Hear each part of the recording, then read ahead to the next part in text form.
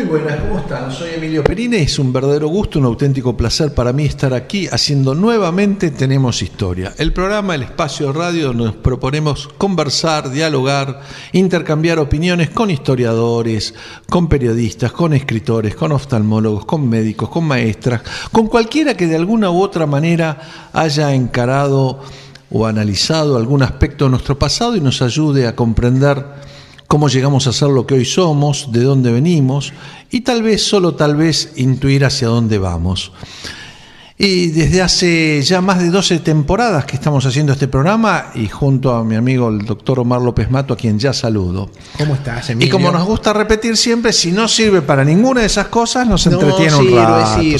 Sirve. Y yo creo que cuando hablamos del aspecto económico... Hoy va a ser un programa así.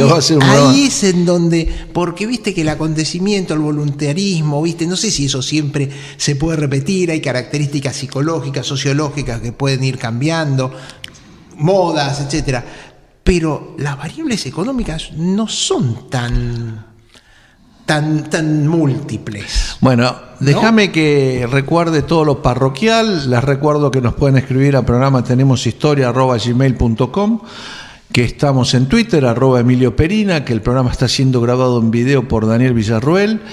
Y que, bueno, que además lo van a poder ver próximamente, como gran parte de las 12 temporadas anteriores, por lo menos las últimas 9 seguro, a través de las redes sociales, tanto en YouTube como en Vimeo, Vimeo con B corta, vimeo.com.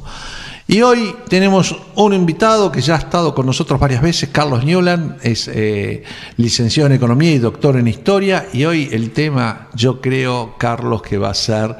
porque son las crisis bancarias. Y hablar de crisis bancarias en la Argentina, quien no tenga más de 50 años, si no vivió una, o dos, o tres, o cuatro, es casi un bicho raro, diría, ¿no? Así que hablar de crisis bancarias y de economía, yo creo que siempre es un tema más que atractivo. ¿Cómo estás, Carlos? ¿Qué tal? ¿Cómo estás? Sí, en crisis bancaria somos maestros. Sí. Creamos en 1890 una crisis casi a nivel mundial, basada en la corrupción, basada en el mal manejo de los fondos públicos, generada por nosotros, sin ayuda externa, y que terminó muy mal, en un momento de una prosperidad enorme, donde la Argentina tiene una potencialidad gigantesca, y la economía se detuvo, la inmigración se detuvo, los precios de la tierra bajaron, fue tremenda, por eso alguna gente, cuando vino la crisis del 30, que es la gran crisis mundial, pensó que iba a ser igual.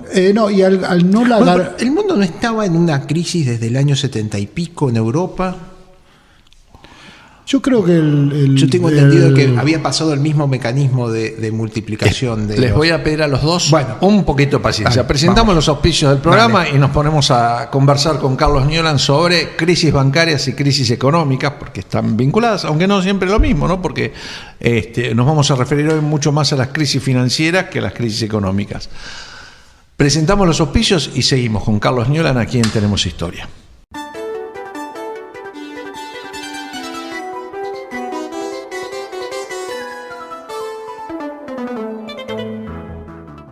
Seguimos en Tenemos Historia. Hoy, lo decíamos en la introducción, nos visita Carlos Newland, doctor en Historia, licenciado en Economía, y se ha especializado en buscar temas económicos, esos que rara vez la gente quiere revisar, ¿no?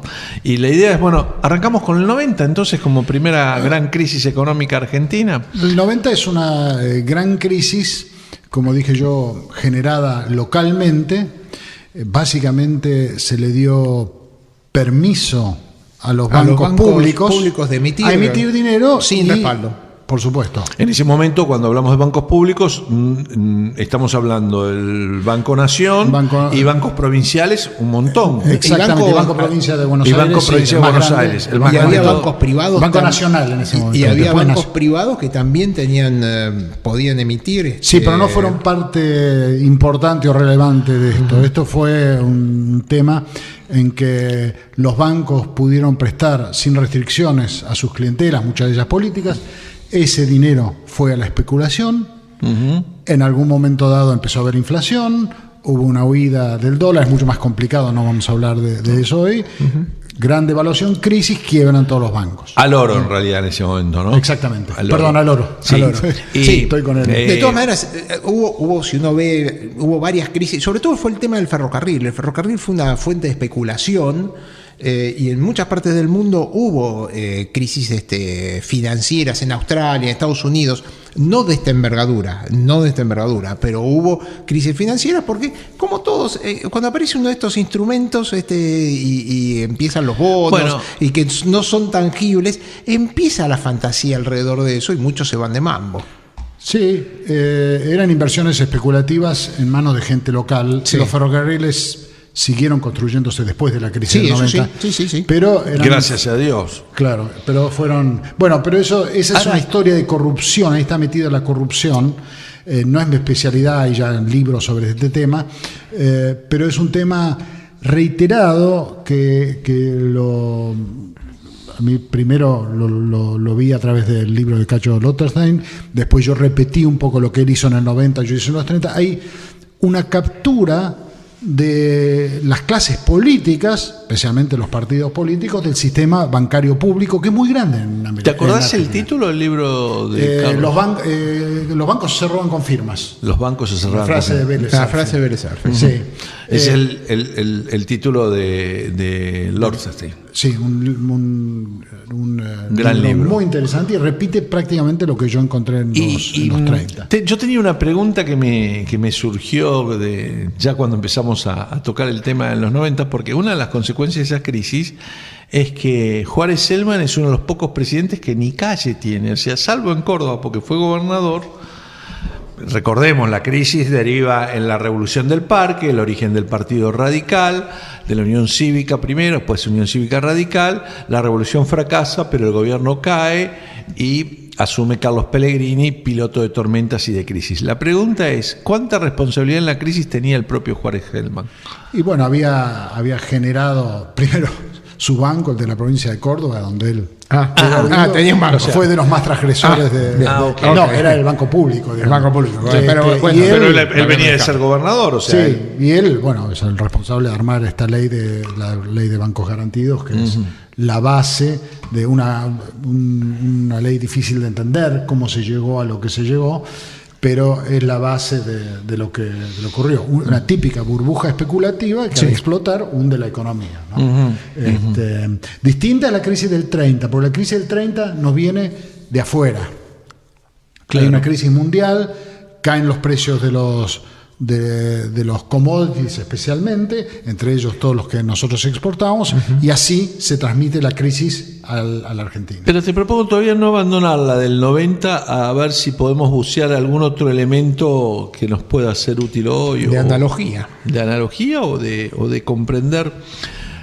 Porque ¿cuánto hubo en esa crisis? Vos adjudicás mucho a la responsabilidad de quienes gobernaban y a nosotros mismos porque no nos viene de afuera. Se habla mucho también de la enfermedad holandesa. Esa de tipo de especulación tiene que ver con los precios del trigo, con la expansión agrícola ganadera de las tierras. Bueno, enfermedad holandesa es algo así como cuando se te empieza a revaluar la moneda y muchas de tus exportaciones se te vuelven no competitivas. No fue este caso. Claro. Nosotros tenemos... La enfermedad holandesa es cuando... Los tulipanes. La historia de los tulipanes. De que se sobrevalúan los tulipanes de tal forma... se refiere más bien al descubrimiento del petróleo después de los 50 en el Mar del Norte de Holanda. Yo también pensé que era por los tulipanes. Esa exportación de petróleo implicó una lluvia de divisas... sobre Holanda, que hizo que se revaluara la moneda y muchas de sus exportaciones, como en todo proceso de revaluación de la moneda, quizás ahora estamos viviendo uno deja de ser competitivo en muchas de sus exportaciones. Ahora en el boom de los commodities, el super ciclo de los commodities, Brasil dejó de exportar producción industrial en la última década. ¿Por qué? Porque aumentó tanto los precios del hierro, del petróleo, de los commodities que explotaba, que eso, digamos algo así como usando la palabra, se chupa los recursos, el capital de todos los sectores para asignar. Y eso es bueno para la economía, si es de largo plazo, porque significa encontrar un producto muy eficiente para para exportar. Hay un problema cuando los sectores que anulo son mano de obra intensivos, Claro. entonces me puede crear desocupación. Esto lo estudié yo un poco en la independencia argentina, que lo que produce es que aumenta, de pronto se vuelve mucho más competitivo el cuero, el precio del cuero, y esto asfixia a la agricultura que había en la provincia de Buenos Aires, liberando en un sector que era muy mano de obra intensivo. Entonces, crece la ganadería, pero se achica la agricultura, que estaba todo alrededor de Buenos Aires, pero había el trigo. Sí, literalmente no hay agricultura. Y eso libera durante mucho unos mano de obra, años. y es una de las razones por las cuales los salarios no crecen tanto. Y puede llegar a explicar algunas revueltas, como la de Tagle, ahí en la época de Rivadavia, una reacción popular que es de corto plazo, pero que puede ocurrir, ¿no? Afectando ciertos sectores y afectando el salario. Entonces, en la crisis del 90 ya se ve cómo los políticos, especialmente aquellos que están en el control del gobierno, en el control de los bancos públicos, se sirven del sistema financiero para sus propios intereses. Siempre en la corrupción más grande se da ahora, se dará, cuando existe un fuerte sector público, que es capturado por el partido que llega al gobierno. Y siempre la corrupción se da al dar préstamos digamos, sin garantías por parte de la persona, eso es lo tradicional, o en la renegociación de los préstamos morosos, condiciones especiales o perdones de deudas. Y eso es un proceso que da... Como en el 2002, por ejemplo. Claro. Uno ve que los bancos públicos, el Banco de la Provincia de Buenos Aires, cada tantos años crea un fideicomiso con toda la deuda mala. Porque estos procesos son clientelas políticas a las que se les da crédito que después no pagan, no digo en toda medida, en alguna medida. Y en el caso del 90 y la crisis del 90, que como dijimos, la revolución del parque da como lugar la caída del gobierno de Juárez Selman y asume Carlos Pellegrini. ¿Qué hizo Carlos Pellegrini para que esa situación cambiara? Si es que él hizo algo o el incendio se apagó solo. No. Bueno, la crisis fue tremenda y bueno, cae la banca, toda la banca, cae la oferta monetaria. Se produce desocupación en Argentina, algo impensado. El cuadro ese sin pan y sin trabajo, sí. Muchos piensan, sí. Yo pensaba que era la crisis del 30, no, es del 90, no. Y se ve en el cuadro al final los obreros, el hombre que está quizás con un desocupado, con su familia, pero en la ventana se ve, creo que es el ejército yendo a reprimir a los manifestantes en una fábrica. Eso es lo que se ve en el fondo, o sea, una situación que podría ser... ¿Y cómo identificás que ese cuadro refiere? La verdad que yo no sabía tampoco, me estoy al 90 y no al 30. Porque y por la época. Fue pintado en esa época. No es de Sibori. No me acuerdo. No, de la Cárcova, y en ese momento estaba pintando, sí. Un cuadro que estaba en el museo, en un lugar muy importante, en el Museo de la Casa Rosada, el que está atrás, porque era para el gobierno anterior un símbolo todo del sí, es de... No, pero está en Bellas Artes. Es de Bellas Artes el cuadro. Pero una de las cosas que hace Pellegrini es... Lo que pasa es que en ese momento también hay que acordarse que las deudas se cobraban con cañones, con cañoneras. Y Pellegrini lo que hace es juntar a los capitostes, a los tipos que tenían medios como Tompkins, varios industriales, varios empresarios, y les pide que lo respalden. Es decir, fíjate vos, en ese momento había tipos. Bueno, el caso de Ernesto Tompkins es muy particular. Es un tipo que en cierto momento, cuando fue el conflicto con Chile, que la Argentina tenía que comprar cañones por si había un tipo de enfrentamiento con Chile. 1900. A la firma Krupp le entrega los cañones a sola firma de respaldo de Tompkins. Entonces, esa es la frase cuando Pellegrini termina esta reunión, consigue el apoyo de las personas de medios en la Argentina y le dicen, bueno, por fin ahora soy presidente. Sí, de la crisis se sale además porque no es una crisis internacional. Entonces la demanda de los productos de exportación argentinos sigue al mismo precio, se sigue exportando, se cae la banca, bueno, después se va... Ahora, ese aporte patriótico que hace el grupo empresario que convoca a Pellegrini, que si no me equivoco fue en el Jockey Club, en alguna institución muy representativa, ¿algunos de los que aportaron también se habían beneficiado con la burbuja? Y difícil saberlo. Yo otra vez no lo estudié, pero en general bueno, es que justamente yo señalo eso. Yo diría que todo político o buena parte de los políticos importantes en puestos económicos se ha beneficiado, por lo menos es lo que yo encontré. No todos, pero buena parte. Y de los presidentes también, ¿no? Bien, vamos a hacer la primera pausa en el programa de hoy. Seguimos conversando con Carlos Newland sobre crisis bancarias. Dejamos la del 90 y veremos cuál es la que continúa en este recorrido de historia económica.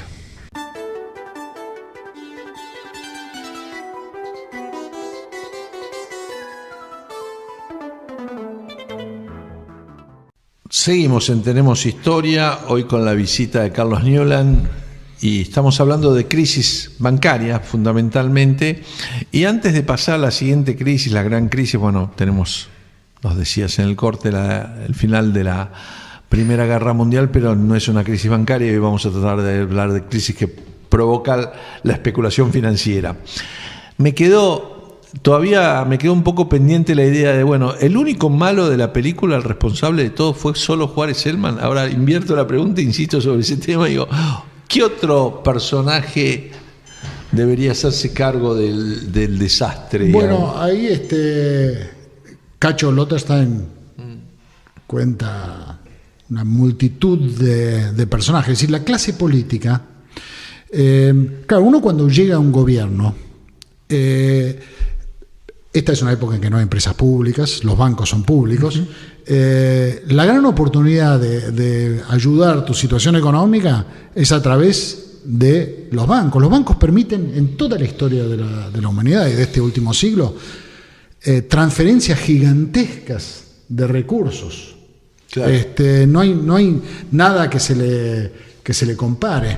Entonces, capturar estas entidades, que además no tienen que exactamente competir, porque son parte del sector público, entonces el riesgo no es tan grande, aunque si uno hace un desastre financiero de magnitudes muy importantes, inclusive esas instituciones se quiebran, que es en el 90. Esta captura, yo lo que he visto, la corrupción es tan difícil de estudiar, porque nadie deja registros. Claro, deja registros, sí.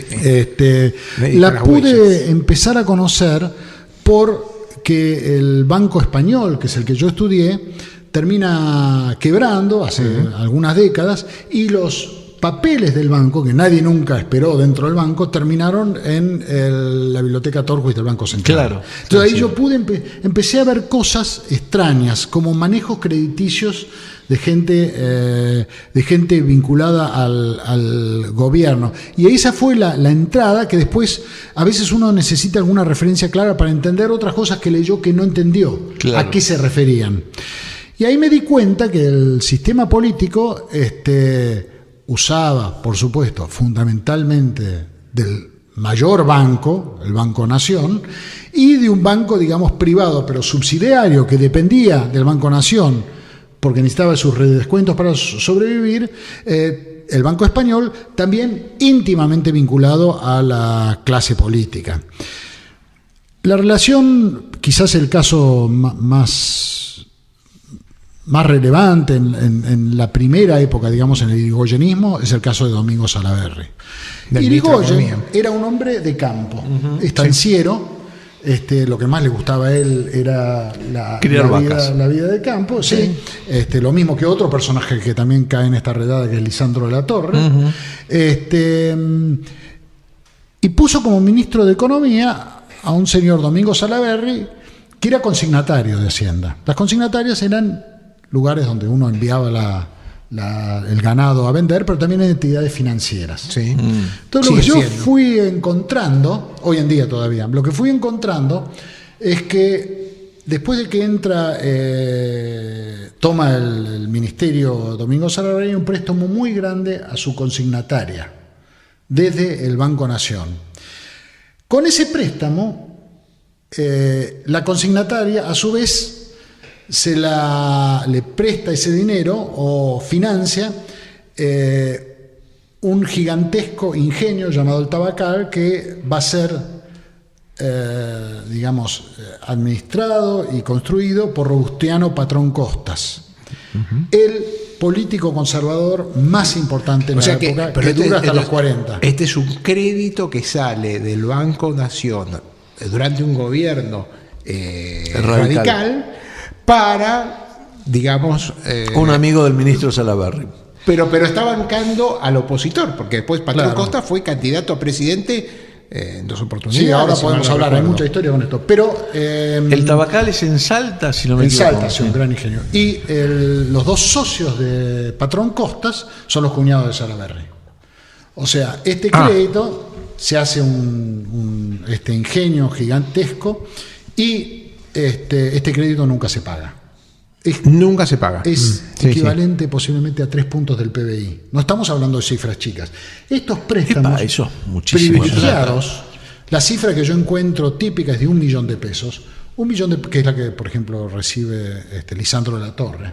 1 millón de pesos. También beneficiado de un crédito similar. Muy beneficiado por el sistema financiero. Lo llamaban los enemigos, entre comillas, el financista. Era una persona que trabajaba para el lobby de los bancos, aparentemente. Pero este crédito, el más grande es a Robustiano Patrón Costa, termina, como todos estos créditos impagos, en esa institución que se creó, que nadie la entiende bien, con el Banco Central, el Instituto Movilizador de Inversiones Bancarias, o, como decían los socialistas, el Instituto Inmovilizador de Inversiones Bancarias. Allí terminaron todos estos créditos en un estado especie de latente, de morosidad permanente, y luego, digamos que fueron de alguna manera perdonados por Perón, que le permitió hacer un control político de la oposición, y después licuados por la inflación. Entonces, uno ve ya como esto es multipartidario, porque está los conservadores con los radicales, y después viene la crisis del 21, termina quebrando o afectándose mucho la consignataria de Salaverry. Salaverry es muy acusado por casos de corrupción por los mismos radicales y termina suicidándose 1 o 2 años después de que deja el ministerio. El único ministro que dura los 6 años de toda la historia argentina de economía, Domingo Salaverry. El único ministro de Economía que dura los 6 años, es verdad. Hay ministros de Economía que duraron días. Entonces, ¿qué pasaba? De este sistema crediticio público se servían todos los políticos, con excepción, yo diría, de los socialistas. Los socialistas, liderados por Juan B. Justo, tenían prohibido vinculaciones con la banca oficial, lo consideraban algo tremendamente corrupto. Entonces, uno no podía tener un cargo socialista importante si tomaba créditos de la banca oficial. Todo el resto, muchos de los políticos estaban con este crédito. Entonces, su problema de estos políticos era, cuando estaban en la oposición, tenían que ser muy cuidadosos, porque si no lo eran, podían ser ejecutados. Carlos, estamos conversando con Carlos Niolan, que es doctor en Historia, licenciado en Ciencias Económicas, sobre crisis bancarias. Lo que aparece en la historia que contás de Salaverry, Patrón Costa, Salaverry, ministro Irigoyen, es un poco una matriz que es: entregamos dineros públicos a través de una banca oficial para que los licúe la inflación, con lo cual también nos volvemos partidarios de la inflación, porque... En ese momento eran créditos privilegiados, van apareciendo, son créditos a sola firma, sin garantía. Sin garantía. El caso de Lisandro ni siquiera Torres, hipotecario. Quiero volver, porque dijiste que sería el equivalente a 3 puntos del PBI, 3 puntos del PBI hoy son... Ese es el más grande. El del $1.000.000 es equivalente a 500 años de sueldo de una empleada doméstica, o 300 años de sueldo de un maestro. o 20 o 10.000 hectáreas buenas en la provincia Ponémelo en de Buenos dólares Aires. de hoy para hacer una idea. Difícil. Bueno, el equivalente a un campo de 10.000 hectáreas buenas en la provincia de Buenos Aires. Si son unos $100 millones. 100 millones de dólares. Sí, estamos hablando, más o menos. Eso a sola firma. Eso a sola firma parte de la renegociación. Para hacer el ingenio. El caso, por ejemplo, de Lisandro Latorre es interesante. Lisandro Latorre genera, cuando es diputado, la primera ley de redescuentos para los bancos privados. Es decir, crédito fácil del sector público a los bancos privados. El gran banco beneficiado es el Banco Español, el más corrupto de los bancos, que termina transformándose en un nuevo banco y siendo salvado por el Estado allá en 1935. Entonces, Lisandro Latorre logra esta ley. Hay que recordar que cuando fue candidato a gobernador, su candidato a vicegobernador era el gerente del Banco Español en Rosario, y de pronto recibe un préstamo gigantesco de estos de 1 millón de pesos, con el cual se compra un campo en Córdoba. En Córdoba, ¿no? De 50.000 un campo hectáreas. de 50.000 hectáreas. Que maneja muy mal. Entonces nunca puede pagar este crédito. Y el gran problema de Lisandro Latorre es que tenía que permanentemente renegociar este crédito con Irigoyen, con el gobierno radical de Alvear, con los conservadores. Entonces no era un hombre libre de hablar políticamente. Esto se dice continuamente, lo dice una vez que Juan B. Justo va a ver el Tabacal, a este lugar, y le dice Torres, que lo acompaña: ¿y qué le parece esto? Cosa no es tan malo lo que hizo Juan B. Justo. Mira lo que siente. Bueno, dice, este ingenio es nuestro, es del pueblo argentino que lo financió. Y además, ¿cuánto nos ha costado esto? Porque Patrón Costa se hace el ciego, sordo y mudo ante las barbaridades que comete Irigoyen, y no habla porque tiene este tema ahí en pendiente entre manos. Muy interesante. Bueno. Tenemos que hacer una nueva pausa. Vamos a un corte para digerir esto. Sí. Tenemos que hacer una pausa musical y seguimos hablando de crisis bancaria y corrupción en el Estado, en nuestra historia.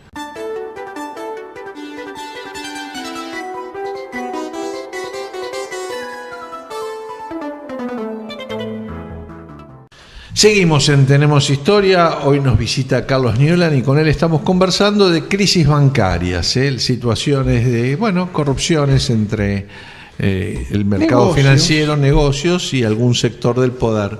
Y llegamos al 30 y al gobierno de Uriburu, que la vez pasada creo que comentabas que casi todos los ministros de Uriburu tenían alguna relación en el directorio de algún banco, digamos, ¿no? Es un gabinete muy bancario. Uriburu venía después de un gobierno populista, de alguna manera acusado de corrupto, venía a instalar el orden, la ética. Pero cuando uno empieza a encontrar algunas medidas que han tomado, las medidas más importantes que se tomaron de ayuda a sectores económicos durante esos primeros años de la Gran Depresión, fueron al sector bancario. Se le compró al sector bancario. Parece en los años 2000. Suele pasar. Todo el crédito suele malo. Pasar. Y por eso... Al que más ayudó el kirchnerismo es al sector bancario, que es el que más creció en los años de Néstor y Cristina. Lo mismo hizo en la crisis del 2008 el gobierno de Obama, ¿viste? Sí, pero el gobierno de Obama se la devolvieron la plata. Esa es la diferencia. A mí siempre me sorprendió que cuando empecé a mirar las cifras de rentabilidad por sectores, que uno de los pocos lugares del mundo donde la banca tiene alta rentabilidad en los primeros años de la crisis. Todo el resto estaba desplomando la banca, porque claro, los créditos. Y acá mantiene créditos altísimos, en parte porque se los subsidia y en parte porque el gobierno hizo en ese momento algo que está pasando ahora, que es tratar no bajar el gasto público y financiar el déficit con deuda interna. Entonces empezó a hacer subir la tasa de interés y la rentabilidad de los bancos. Y a devaluar la moneda. Si mal no entiendo, es keynesiano eso. Sí, es política monetaria, digamos. La keynesiana es fiscal, esta es monetaria. Pero sí, era una de las recetas de Keynes. Pero volvamos al 30. Y entonces viene el gobierno de Irigoyen y, claro, una de estas cosas le cuesta entender al principio, pero después va encontrando. Yo había visto una denuncia de que el plan económico de Uriburu se había hecho en el directorio de un banco, y es verdad que Uriburu era miembro del directorio del Banco de Mandatos, un banco de capital alemán, cuyo gerente era el padre de Krieger-Bassena, Suleiman Krieger-Bassena. Suleiman Krieger. Y muchos miembros del directorio tuvieron cargos importantes, como Carlos Ibarguren, y interventor de la provincia de Córdoba, historiador también. Hombre del nacionalismo argentino. Lo más interesante, y esta es una biblioteca del Jockey Club, denuncia de Ollanarte, que este banco era como que quería trabajar con terrenos, hipotecas, y según la denuncia de Ollanarte, pocos días después de la... Ollanarte, que fue había el ministro sido de Irigoyen. De Irigoyen, que es acusado de tener créditos privilegiados. El ministro de Relaciones Exteriores. De Exteriores. Y entonces él una familia de La Plata de origen radical, que se solía tirotear con los conservadores en la década del 30 y del 20. Un hombre aparentemente de origen, digamos, de clase media, de la provincia de Buenos Aires, después terminó en La Plata, pero de una gran cultura. Escribió muchas obras sobre Shakespeare después. Bueno, no me acuerdo ahora si Julio Ollanarte es el hijo o el nieto de Irigoyen, pero bueno, obviamente después fue 2 veces miembro de la Corte Suprema, el doctor Ollanarte. Entonces lo acusan y él reconoce que tomó créditos a sola firma por una cifra menor. Él dice que las iba a pagar, pero estaban diciendo que no pagaba. Pero claro, ahí se despacha contra Patrón Costas y contra el mismo Uriburu, que dice que pocos días después del golpe va a una escribanía y arman una nueva sociedad. El otro del banco era muy visible, con Zimmerman, no me acuerdo el nombre, que era el presidente del banco hipotecario, una sociedad que iba a gestionar los créditos hipotecarios para grandes empresas, una especie de intermediación interesante para gestionar los créditos que ellos mismos controlaban. Claro. Así que no es sorprendente esta fuertísima relación que hoy en día se da en todos lados. El secretario del Tesoro de Trump era ex empleado de Goldman Sachs, es decir, hay mucho en juego ahí, ¿no? Ustedes imaginen en la Argentina posterior lo que implica un crédito privilegiado, una tasa de descuento, una tasa menor de la inflación para el banco, unas transferencias absolutamente millonarias. Y entonces uno se encuentra con esto de que hay un reparto de estos créditos. Yo miré el Banco Español, que es un banco más chico, privado, donde dice Prebisch le hacían hacer toda la porquería, porque el Banco Nación estaba más expuesto.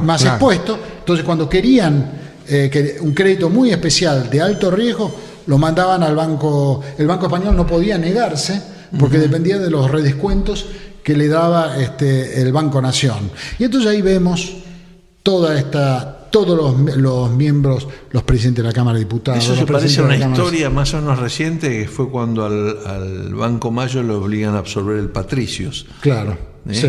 Pou, desde el Banco Central, lo obliga a absorber el Patricios y terminan cayendo los dos. Lo más extraordinario es cuando finalmente en el 35 ya no es más sostenible el Banco Español, ni otros bancos como la banca Tornquist, 4 bancos cayeron. Uno dice, bueno, este banco que tiene una cartera morosa, que hizo mala política bancaria, que es el que quebró, otros no quebraron, se lo va a castigar. Se lo salvó, se le dio un nuevo subsidio y se dejó la misma gente que estaba en ese banco, en el nuevo banco.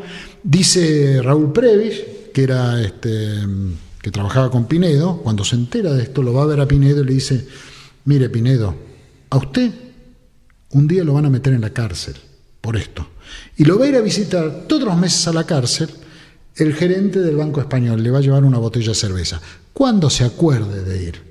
Y bueno, al final Prebisch mismo dice, no pasó nada. Pero esto fue tan amargo. Pinedo fue a la cárcel, pero por otras razones. Por otras razones. Pinedo no es parte igual de la gente que yo encontré que recibió créditos privilegiados, pero trabajaba, digamos, para un sistema y debía tolerar estas cosas con un costo político de seguir manteniendo. ¿En ese momento como abogado o ya como ministro, Pinedo? Como ministro. Como ministro. Él había sido socialista, había sido, digamos, del partido que denunciaba, y de pronto se encuentra metido en la maneja, pero aclaro, de él no encontré ningún rastro. Entonces, también está, bueno, mi opinión también es el problema Duó con el asesinato en el Senado de la República, cuando lo mata a Bordaberry, que ahí aparece el duelo entre Pinedo y de la Torre.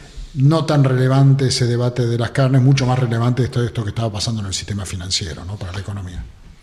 Nos vamos a la última pausa del programa de hoy y seguimos conversando con Carlos Newland, doctor en historia, sobre crisis bancarias en la Argentina, a quien tenemos historia.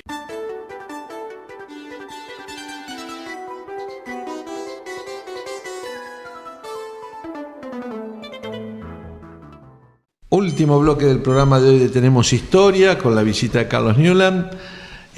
Vamos a hablar en este bloque de Lisandro de la Torre, un hombre que uno va en Santa Fe y tiene una imagen de probidad y honestidad, y parece que no tanto, ¿no?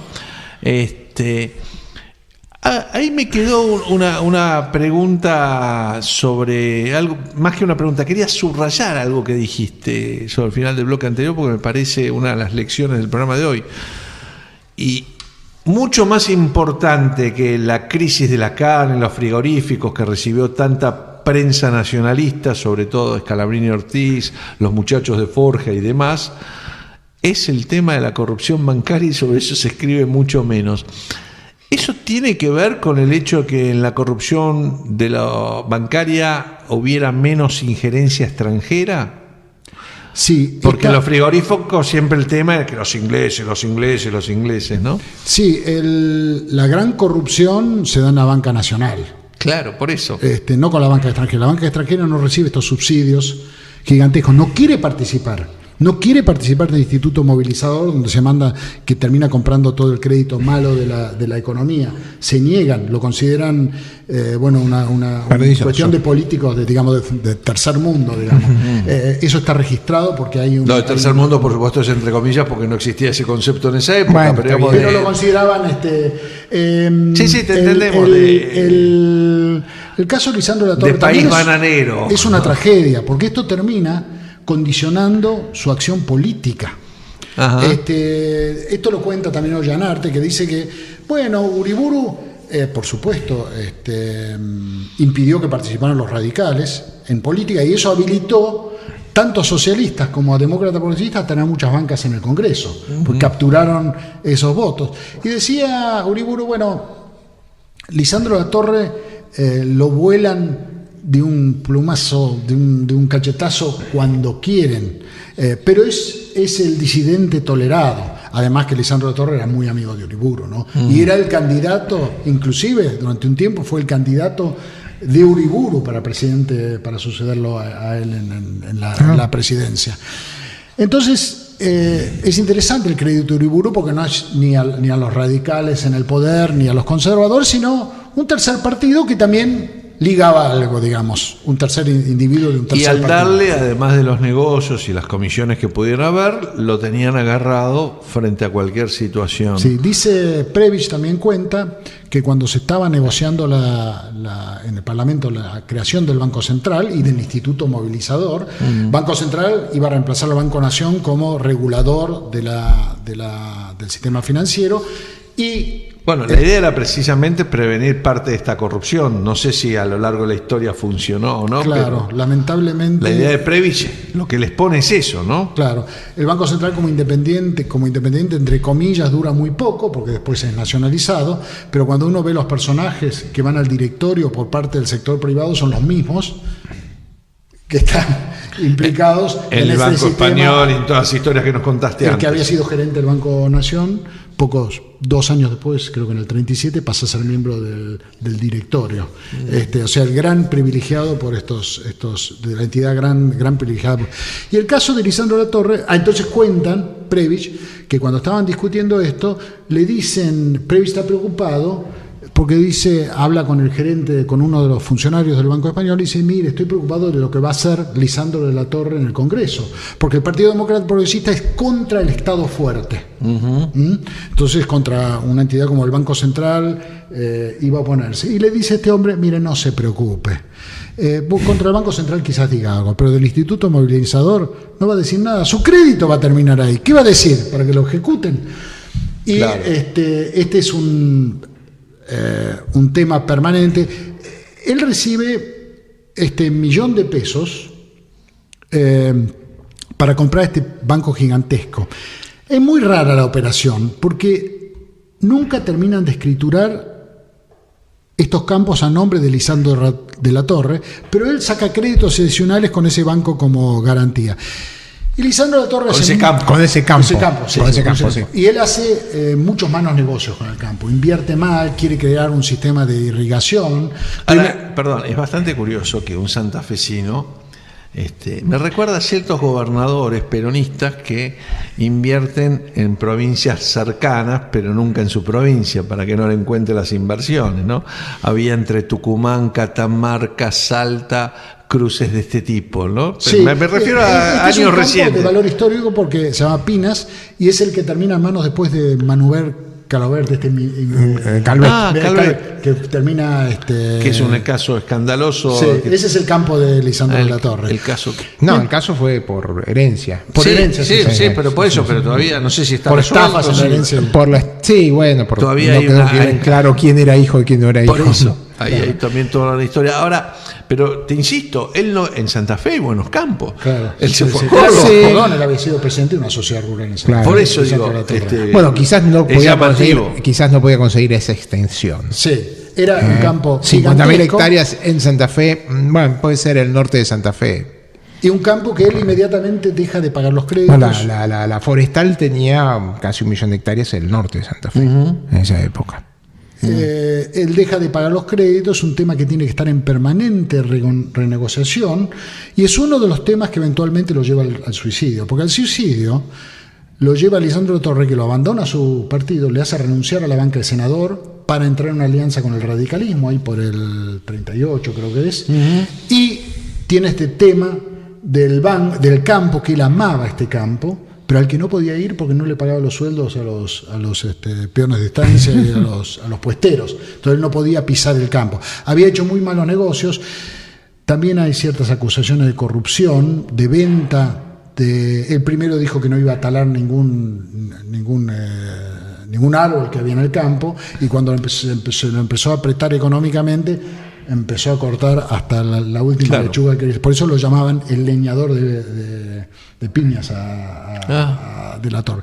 Y es cuando uno ve sus últimas cartas, este tema de la imposibilidad de hacer frente, al final le permiten entregar el campo por las deudas, un campo que en ese momento tenía un valor mucho menor que todas las deudas que había tomado Lisandro de la Torre. No sabemos si parte de ese dinero fue a financiar sus campañas políticas, y él toma la decisión de que ya está todo perdido, ya no tiene más dinero y es mejor suicidarse que continuar. Ese por el abandono de su partido y por la situación económica que Lisandro de la Torre toma esta decisión. Así que es un caso muy, muy triste, y uno ve cómo la situación crediticia de los políticos, lo hemos visto también denuncias aquí, se ha hablado de Scioli y de otros políticos, cómo la situación crediticia condiciona el accionar político. Sí, claro. Porque yo no puedo tomar una posición independiente política si corro riesgo de que me ejecuten las deudas que no estoy pagando. Bien, con estas revelaciones sobre los manejos financieros y los créditos que tomaba don Lisandro de la Torre, creo que cerramos. Hay más crisis bancarias, pero nos habíamos propuesto tocar estas tres. Sí, porque la del 80 da para varios programas, ¿no? Creo que hay mucho para trabajar. Carlos Newland, gracias por esta visita. Tenemos Historia. Muchas gracias por la invitación. Omar, nos reencontramos la semana próxima aquí en Tenemos Historia. Vamos a estar acá. Los esperaremos, Buena semana.